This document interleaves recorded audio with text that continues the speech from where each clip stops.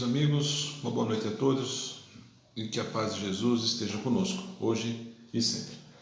Na noite de hoje vamos fazer um pequeno e rápido estudo sobre a obra No Mundo Maior, escrita por Francisco Cândido Xavier no ano de 1947, através do espírito de André Luiz.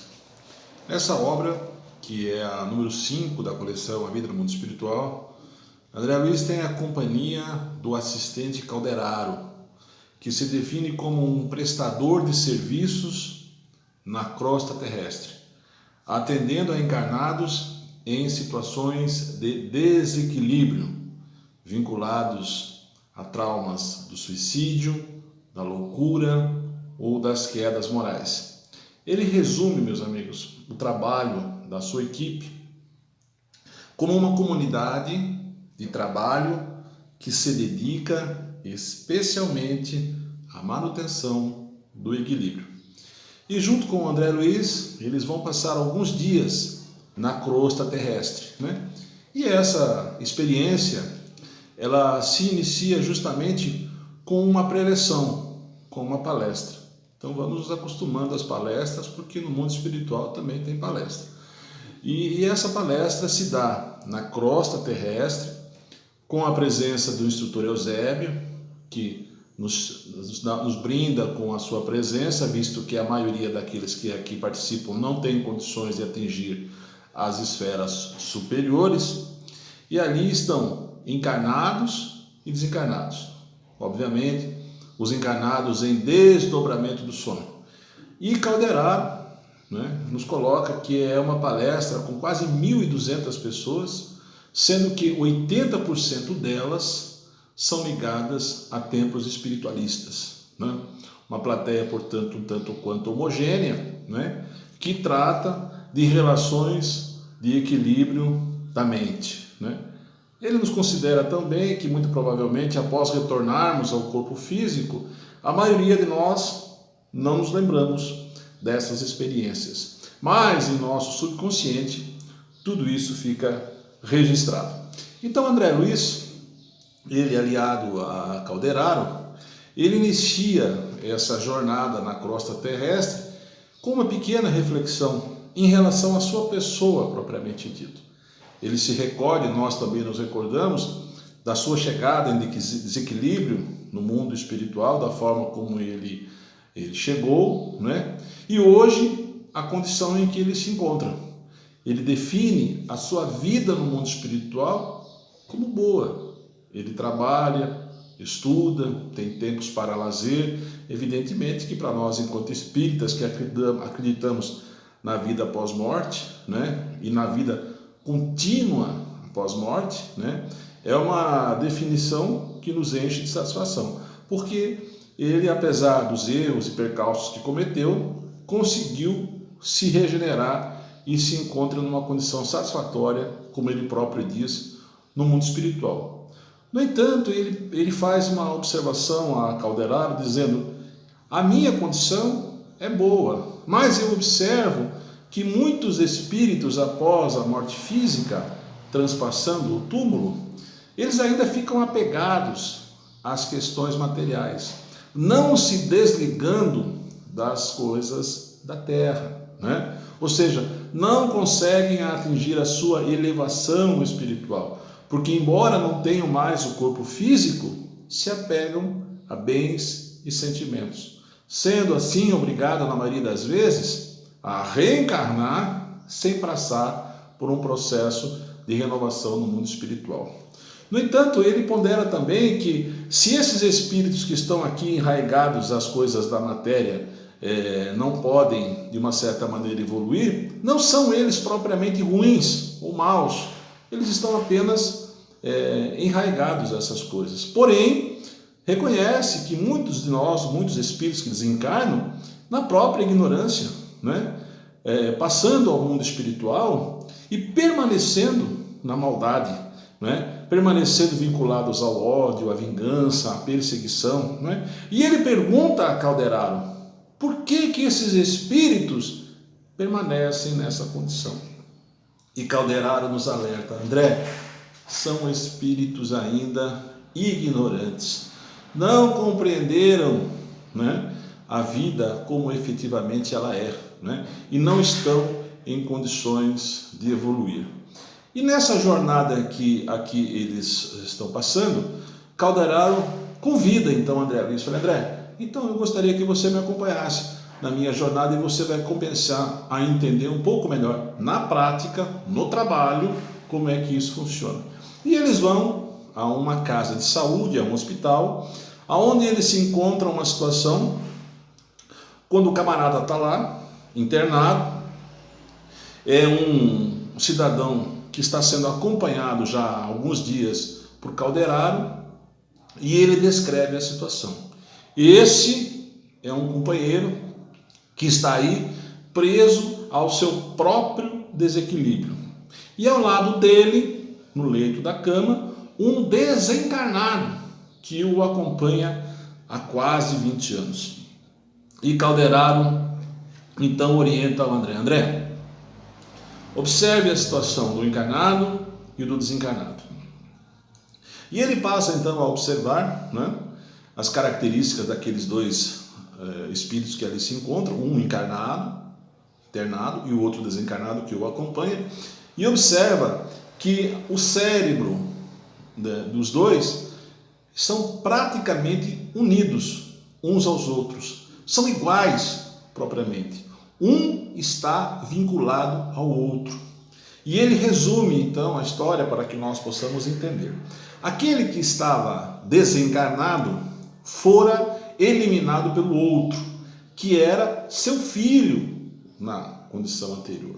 Veja, ele eliminou o padrasto, na verdade, não era filho, era um enteado, né? Ele matou o padrasto por uma questão financeira, né? Ele foi acolhido por aquele cidadão, por aquele seu tutor, e quando completou 18 anos de idade, ele queria uma prestação de contas, ele queria receber o seu salário, né? E o padrasto, então, o tutor, disse a ele: olha, eu tive muitos gastos com você, né, nessa sua jornada, eu não entendo que lhe devo algo, né? No entanto, houve ali uma discussão e o filho tutelado, o enteado, né, assassinou o pai, padrasto, né? Ele procurou, de uma certa forma, encobrir os vestígios do crime, da maneira que ele não fosse a ele atribuída a culpa daquele homicídio, né? Para que ele pudesse se livrar das justiças dos homens, né? E de fato isso aconteceu, porém eles ficaram absolutamente ligados durante todo esse tempo, né? Um por uma questão de vingança, no caso o desencarnado, né? E um pela questão do remorso, no caso o encarnado. Muito embora ele tenha progredido na vida, criado uma família, tendo filhos, tinha 5 filhos, né? Após 20 anos do decorrido do crime, ele ainda tinha aquele sentimento de culpa, aquele remorso, né? E naquela rápida observação, né, André podia notar que o um estava praticamente ligado ao outro, né, por essa condição que nós acabamos de definir. E então Calderaro, meus amigos, nessa obra que é extraordinária, eu faço o convite aqui para quem tiver a oportunidade e quiser ler, né, é um livro muito interessante, né, ele faz uma singela e pequena definição do cérebro humano, né, tanto do encarnado quanto do desencarnado. E ele diz, singelamente: André, o cérebro é como se fosse um castelo, com 3 andares. No andar inferior, ou no porão, entre aspas, nós encontramos o gânglio basal, o sistema nervoso, né? O nosso subconsciente, os movimentos instintivos, os hábitos, o nosso passado, né? Isso é na parte inferior do cérebro. Na parte intermediária, no córtex motor, né, nós encontramos o consciente. Veja, no gânglio basal, o inconsciente. Aqui nós temos o consciente, onde nós temos toda a atividade motora do corpo físico, né? Onde nós temos todas as nossas energias. E num terceiro andar, nós temos o lóbulo frontal, ou seja, o nosso superconsciente, ou seja, a parte nobre, o futuro, aquele que estamos edificando. E ele pede então para que André observe que no caso em questão, entre o Pedro e o Camilo, havia uma relação vinculada ao passado, ao subconsciente. Ou seja, eles estavam jungidos uns aos outros, um pelo sentimento de ódio e o outro pelo sentimento do remorso. Embora aquele que assassinou tivesse progredido na vida, exercitado o seu córtex motor, ou seja, trabalhado, ele não conseguiu se desvencilhar. Porque muitas vezes acontece isso, A pessoa começa a trabalhar, começa a exercer algum tipo de atividade para esquecer o passado. E aqui é um caso específico. O camarada assassinou o outro, e se dedicou integralmente a trabalhar. Trabalhar, ganhar dinheiro, tentando esquecer aquilo que havia cometido.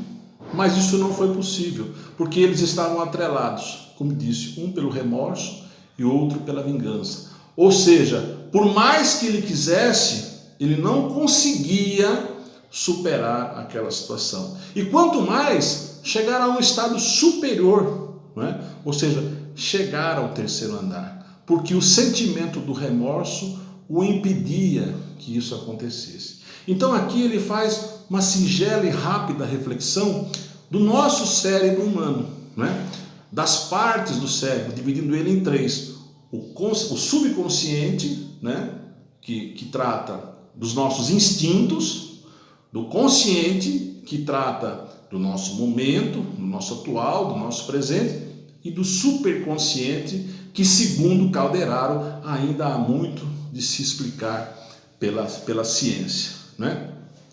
E ele faz a reflexão: é preciso que o cérebro atue em equilíbrio.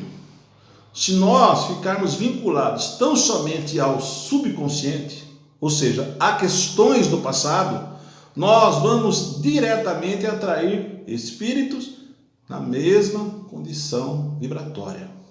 Se por nosso lado nós trabalharmos só no consciente, trabalhou, ganhou dinheiro, e assim por diante, ele vai entender que ao chegar, como é o caso do nosso amigo agora, trabalhou, ganhou dinheiro, mas não conquistou a paz, porque o remorso impedia que ele acessasse as zonas superiores.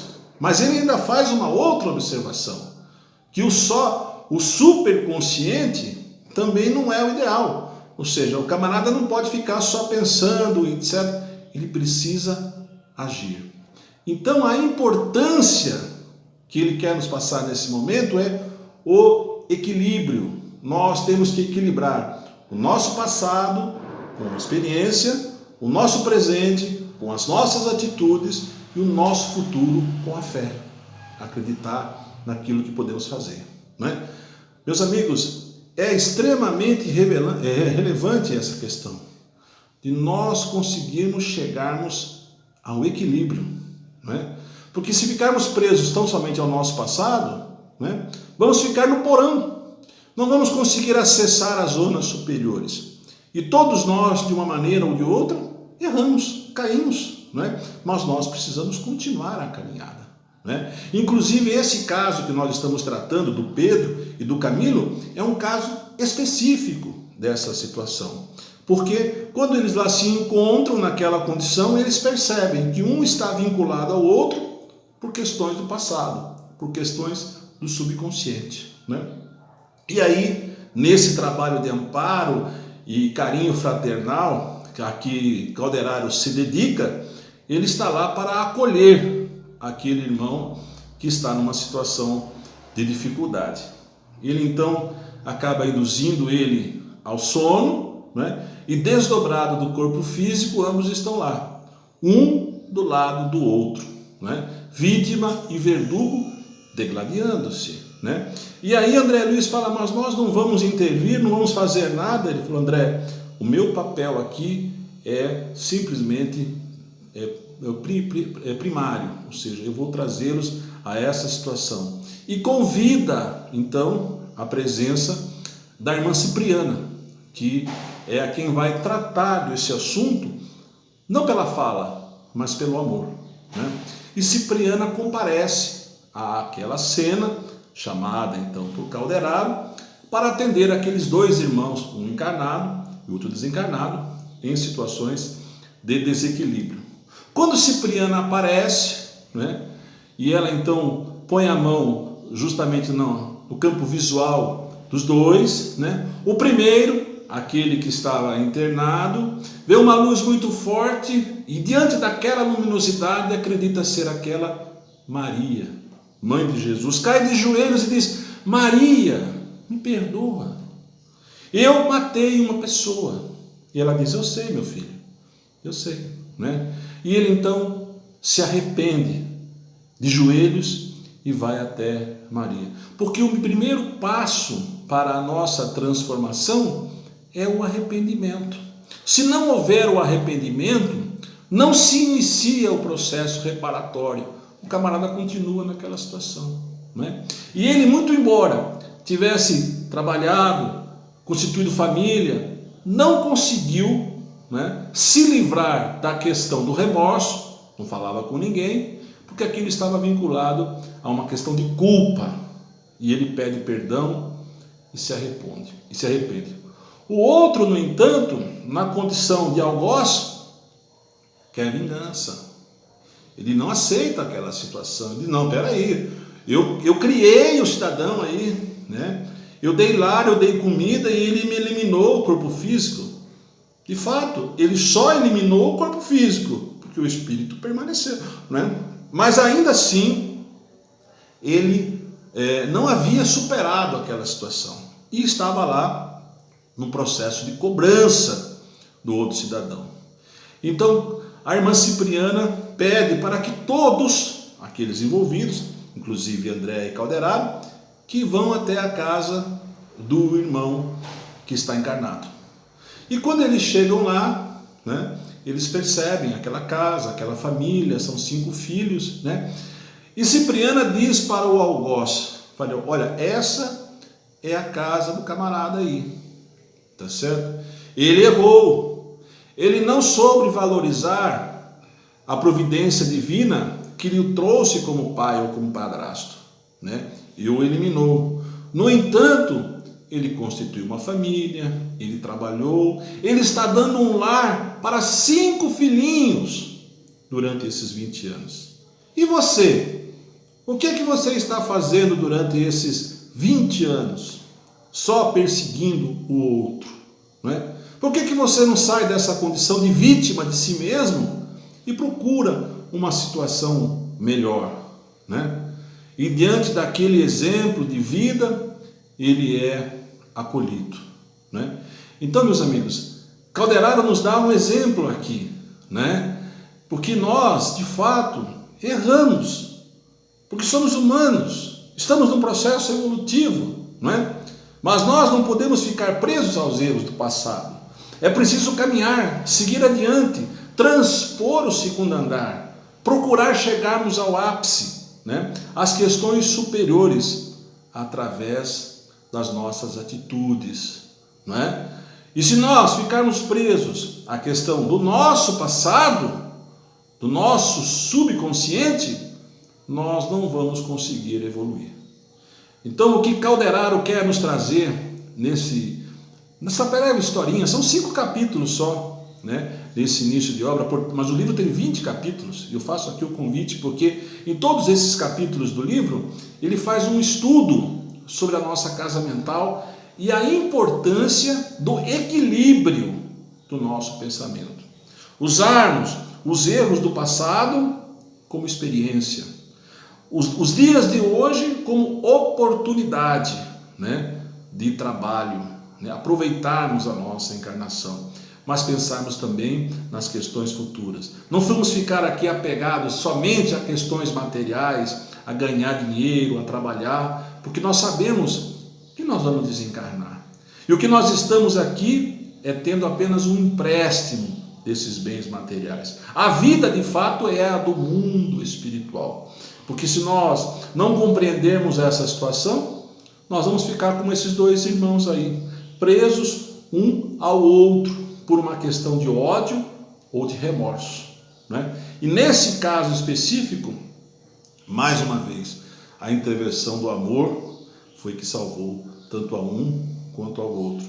Lembrando aqui as palavras de Jesus: amai os vossos inimigos, né? Orai por aqueles que os caluniam, né? Porque são eles que necessitam dessa ajuda e desse amparo.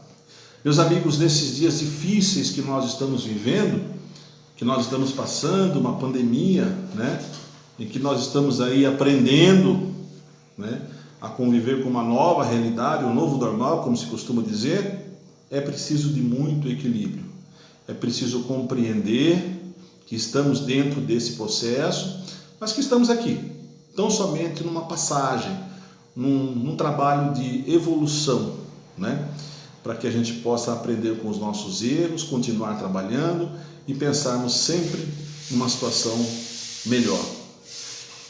Essas são as nossas considerações de hoje. Eu gostaria só de terminar essa pequena reflexão fazendo um convite, né, para que quem tiver a oportunidade de ler esse livro, tem aí na internet, em PDF, O Mundo Maior, um livro escrito em 1947, né, mas que está muito atual para os dias de hoje. Aliás, a obra de Chico Xavier, ela é uma obra futurista, né? Nós ainda vamos levar muitos anos para compreender esse camarada, esse cidadão chamado Chico Xavier. Agradecemos também ao Espírito de André Luiz, que nos faz revelações muito interessantes, né? Essa questão do cérebro, para que nós possamos entender. E ele faz uma observação muito pertinente também da importância do nosso corpo perispiritual, porque o corpo físico padece, mas o corpo perispiritual, ele permanece. Tudo aquilo que fazemos aqui, levamos para o nosso mundo espiritual. A importância do equilíbrio, meus amigos.